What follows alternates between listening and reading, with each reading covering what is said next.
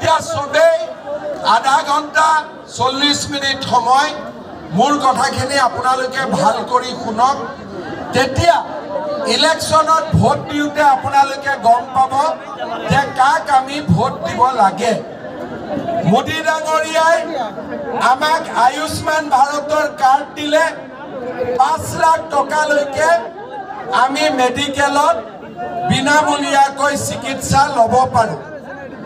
এতিয়া মই যেতিয়া চৰকাৰত নাছিলোঁ, ইলেকশ্যনত যেতিয়া কেম্পেইনিং আছিলে, তেতিয়া মই ৰাইজক কৈছিলোঁ যে ৰাইজ কংগ্ৰেছৰ দিনত চৰকাৰী চাকৰি পাবৰ কাৰণে দালালক টকা দিব লাগে, অংগনবাদী চাকৰিৰ কাৰণেও দালালক টকা দিব লাগে।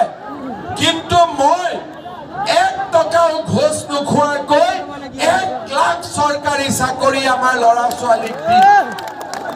শ্ৰদ্ধা ৰাইজ, 3 বছৰ হৈ গ'ল, 1 লাখ ল'ৰা ছোৱালীয়ে চৰকাৰী চাকৰি পালে, কোনেও 1 টকাও ঘোষ দিয়া নাই।